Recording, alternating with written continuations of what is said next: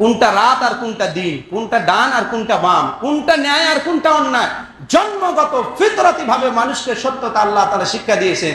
সুতরাং জাতির পিতার জাতির জুতা যতই বোঝানোর আপনি চেষ্টা করেন কোন নেতা নেত্রীকে, ইসলামী রাষ্ট্রে আপনি আপনার বাপ দাদার 14 গোষ্ঠী গুলায়ে খাওয়াইলেও মানুষকে সত্য থেকে ফিরাইতে পারবেন না। জোরে বলেন ঠিক? যার বাস্তবতায় কোটা বিরোধী আন্দোলনে এই কথা আসবে কেন?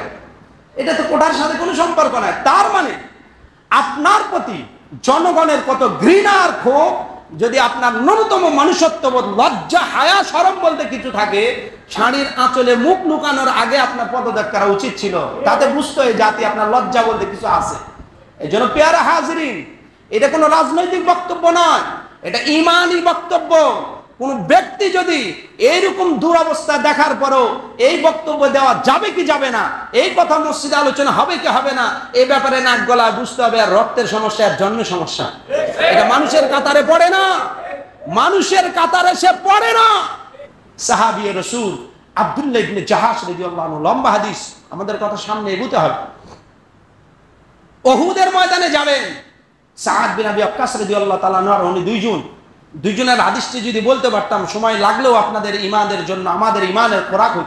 একজন একটা বলে, দুইজন সাহাবী বলছে, ভাই যুদ্ধের ময়দানে এখন বেরিয়েছি, আল্লাহর রাস্তায় দোয়া কবুলের সময়, জিহাদের ময়দানে প্রবেশের আগে দুইজন গোপনে দোয়া করব, গোপন দোয়া কেউ কাউকে শুনবে না, কিন্তু দুইজন আমিন বলবে। বলে ঠিক আছে। উনি অন্তর থেকে দোয়া করলেন, সাদ বিন আবি ওয়াক্কাস রাদিয়াল্লাহু আনহু। এরপরে দোয়া শেষ করে যখন বললেন আল্লাহুম্মা আমিন, ইনিও শুনে বললেন আল্লাহুম্মা আমিন। কি দোয়া করছে আল্লাহ ভালো জানেন। আব্দুল্লাহ ইবনে জাহাশ রাদিয়াল্লাহু তাআলা ইনিও গোপনে দোয়া করলেন, শেষে যখন বললেন আল্লাহুম্মা আমিন, সাদ বিন আবি ওয়াক্কাস রাদিয়াল্লাহু আনহু উনিও বললেন আল্লাহুম্মা আমিন। এখন যুদ্ধের ময়দানে প্রবেশের আগে বলছে, ভাই সাদ, ও মুরব্বী, আমি বাচ্চা যুবক মানুষ, এই যে দুইজন যুদ্ধের ময়দানে চলে যাব, মৃত্যু হতেও পারে এই যুদ্ধের ময়দান, আর কোনোদিন দেখা সাক্ষাৎ নাও হতে পারে হাসরের ময়দান ছাড়া, একটু জানতে চাই কি দোয়া করলেন। আমি যে আমিন বললাম, কার ওপর আমিন বললাম একটু বলবেন কি? এখন তো দুইজন চলেই যাব যুদ্ধের ময়দান। সাদ বিন আবি ওয়াক্কাস রাদিয়াল্লাহু আনহু বলেন, আমি দোয়া করেছি, হে আল্লাহ, যুদ্ধের ময়দানে নিয়ে এসেছো, আমাকে শক্তি দাও। শক্তি দিবে এমন একজন প্রভাবশালী ক্ষমতাধর কাফের আমার তরবারির সামনে নিয়ে আসবে, আমি যেন এক কোপে তার দেহ থেকে মাথাটা আলাদা করে দিতে পারি। যুদ্ধের ময়দানে ওই কাফের যে সম্পদ, ওগুলি যেন গনিমত হিসাবে আমি পাই। এই সম্পদগুলি নিয়ে গিয়ে মদিনায় গরিবদের মধ্যে দান করব। আমি একদিকে যোদ্ধাও হব, আর একদিকে দানবীর হব, যেন সমাজ সেবা, মানুষ সেবা, ইসলামের উপকার, মানবতার উপকার দুইটাই আমি করতে পারি। জোরে সোরে বলি আল্লাহুম্মা আমিন। আব্দুল্লাহ ইবনে জাহাশ রাদিয়াল্লাহু আনহু বলেন, চমৎকার দোয়া করেছেন আপনি, মুরব্বীর মতো দোয়া। বলে, তুমি কি দোয়া করেছো বলো হয়? বলে, আপনার দোয়া শুনে তো আমার আর বলা লজ্জা লাগছে। বলে, বলো, আমারটা শুনলে তোমারটা বলবে না? বলে, আমি দোয়া করেছি, হে রব, জিহাদের ময়দানে এসেছি, নিশ্চিত কেউ তো কেউ এখানে শহীদ হবেই হবে, সুতরাং যারা শাহাদাতের এই পেয়ালা পান করবে, আমাকে ওই শহীদদের মধ্যে একটু কি শামিল করে নেওয়া যায় না? সুবহানাল্লাহ। এরপরে দোয়া করেছি, ও রব, এমন একজন দুর্ধর্ষ শক্তিশালী বেঈমান কাফের আমার সামনে মিলিয়ে দিবে যে আমার উপর তরবারি চালাবে, আমিও তরবারি চালাবো। তরবারি চালাতে চালাতে আমি যখন শহীদ হয়ে যাব, আমার হাত, পা, চোখ, কান, নাক, মুখ সবকিছু অঙ্গ প্রত্যঙ্গ যেন সে কেটে ফেলে। কিয়ামতের ময়দানে আমি নিরস্ত মানুষ যেই রকম কবর থেকে ওঠে, আমি অঙ্গহানি অবস্থায় কবর থেকে উঠব। আমার চোখ, কান, নাক, মুখ কোনো কিছু যেন কিয়ামতের ময়দানে আমার গুনার কোনো সাক্ষী দিতে না পারে। আল্লাহু আকবার। ঠিকই জিহাদ হয়ে গেল। আব্দুল্লাহ ইবনে জাহাশ রাদিয়াল্লাহু তাআলা এমন ভাবেই শহীদ হয়ে গেলেন, মহাবীর হামজা রাদিয়াল্লাহু তাআলা এর কলিজা যেমন বের করা হয়েছে, নাক কেটে ফেলা হয়েছে, কান কেটে ফেলা হয়েছে, হাত পায়ের অঙ্গ প্রত্যঙ্গ বিচ্ছিন্ন করা হয়েছে। আব্দুল্লাহ ইবনে জাহাশ রাদিয়াল্লাহু তাআলা এমনটি করা হয়েছে, নবীজি দেখলেন, চোখের পানি ছাড়লেন। সাদ বিন আবি ওয়াক্কাস রাদিয়াল্লাহু আনহু তখন আফসোস করে বলছিলেন, আমার দোয়ার চাইতে আব্দুল্লাহ ইবনে জাহাশের দোয়া কতই না ভালো। ঠিক এই হাদিস পড়ার পর, এই হাদিস জানার পর আমাদের অন্তর থেকে আসলো, দুনিয়ার থেকে বিদায় যেহেতু নিতেই হবে, ভাই আবু সাইদের বিদায় যেন কতটা বীরত্বের সাথে কাপুরুষ পুলিশের সামনে জাতিকে দেখিয়ে দিয়েছে, মৃত্যু হলে হবে সত্যের জন্য, আমরা তবুও বাতিলের কাছে মাথা নত করব না। জন্য ভাইয়ের আমার, বাচ্চাদের আমার, কি হলো এই জীবনে? এত মায়া কার টানে? কোন স্ত্রীর জন্য আজকে আমি দুর্নীতি করছি? কোন সন্তানের জন্য এত বড় দুর্নীতির আঁকড়া করছি? ওমর ইবনে আব্দুল আজিজ রাহমাতুল্লাহ আলাইহির এই ঘটনা কতবার আপনাদেরকে শুনিয়েছি। ওমর ইবনে আব্দুল আজিজ রাহমাতুল্লাহ আলাইহির এই ঘটনা কতবার শুনিয়েছি। আগের জামানায় যেহেতু চিঠি পরিবহন করা হতো গাড়িতে, উর্দুনে খবর বার্তা পাঠানো হয়েছে বাদশাহর পক্ষ থেকে।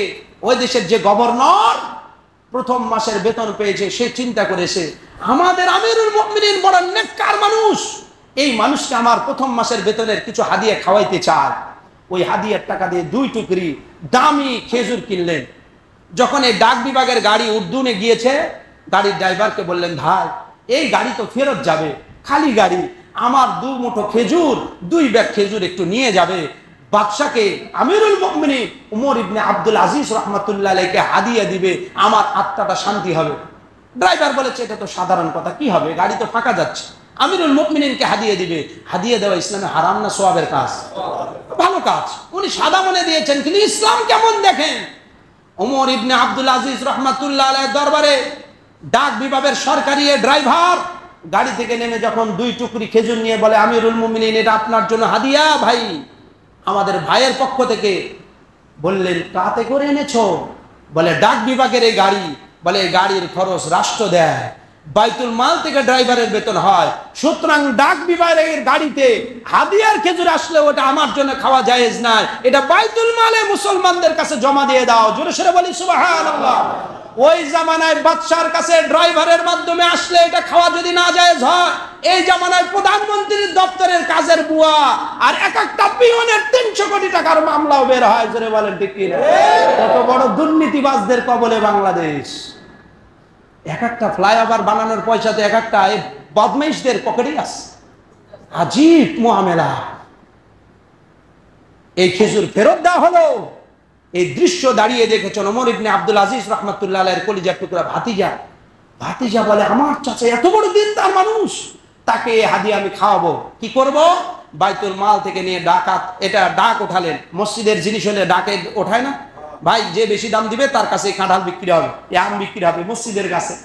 উনি বাজারে নিয়ে গেলেন, সমস্ত মানুষের সামনে বললেন এই যে দামি খেজুর 2 প্যাকেট কয় টাকা? সবাই বলেছেন 10 টাকা 12 টাকা। উনি বলেন 14 টাকা দিয়ে সবার সামনে আমি কিনে নিলাম। রিসিভ লিখলেন, ওনার নিজের পকেটের টাকা দিলেন, একটা বাইতুল মালে হাদিয়া দিলেন, আর একটা নিয়ে এসে রশিদ সহকারে চাচার কাছে বললেন, ও চাচা যান, আপনার মতো দিনদার মানুষের কলিজায় এই খেজুর খাওয়াতে পারলে আমার দিল ঠান্ডা হবে। আমি কি ভাতিজা হিসাবে আপনারে হাদিয়া দেওয়ার অধিকার রাখি না? তখন ওমর ইবনে আব্দুল আজিজ রাহমাতুল্লাহ আলাইহি বলেন, এইবার এটা আমার জন্য খাওয়া হালাল, নচেত সরকারি ড্রাইভারের মাধ্যমে আসবে, এটা আমার জন্য হালাল নয়। অথচ এখন এক একজন মানুষ নেতা নেত্রী হয় বেগম পাড়াতে ঘর বাড়ি করার জন্য। জোরে বলেন ঠিক কিনা? দেশের সম্পদ চুরি করার জন্য ফকিন্নির বাচ্চাও মনোনয়ন বাণিজ্যে লিপ্ত হয়েছে, নিজের ভিটামাটি বিক্রি করে। কারণ চুরি করে খাওয়ার বড় কারখানা হলো এখন রাজনীতির নেতা হওয়া। জোরে বলেন ঠিক কিনা? তারাও ছিল মানুষ, আমরাও ছিলাম মানুষ। এই জন্য ওমর ইবনে আব্দুল আজিজ রাহমাতুল্লাহ আলাইহি মাত্র 2.5 বছর দেশ শাসন করেছে। 2.5 বছরের মধ্যে বাঘ আর বকরি এক ঘাটে পানি খেয়েছে। আর এখন দুর্নীতিবাজেরা টার্গেট দেয় 41 সাল, 50 সাল, 100 সাল যত হোক, যত সাল বাড়বে তত দুর্নীতিবাজ বাড়বে, দেশের মানুষের চরিত্র আর ফিরবে না। জোরে বলেন ঠিক কি? কারণ চরিত্রবান বাদশা আসলে চরিত্র দেশে ফিরে। আর কথা সামনে নয়, মুহররমুল হারাম আমাদেরকে এই শিক্ষায় দেয়, কোন জালেমের সামনে মাথা নত করা নয়। জুমার মসজিদ শুধু মিনমিন করার মেম্বার নয়, জুমার মসজিদ হলো ঈমানের পাওয়ারকে তেজোদ্দীপ্ত করার, ঈমানকে স্নান করার, ঈমানকে শানিত করার, ঈমানি বারুদকে আরো প্রজ্বলিত করে অন্যায়ের বিরুদ্ধে মোকাবেলার জন্য দৃঢ় ইস্পাত ঈমানি মনোবল আল্লাহর কাছ থেকে সংগ্রহ করা। জোরে বলেন ঠিক কিনা? আল্লাহ তাআলা আমাদের সবাইকে ন্যায্য অধিকার যারা দাবি করেছে তাদের পক্ষে দাঁড়িয়ে অন্যায়কারীর বিরুদ্ধে বৃদ্ধাঙ্গুলি প্রদর্শন করে হলেও ঈমানের সর্বনিম্ন স্তরে প্রমাণ করার তৌফিক দান করুন। সবাই বলছি আল্লাহুম্মা আমিন।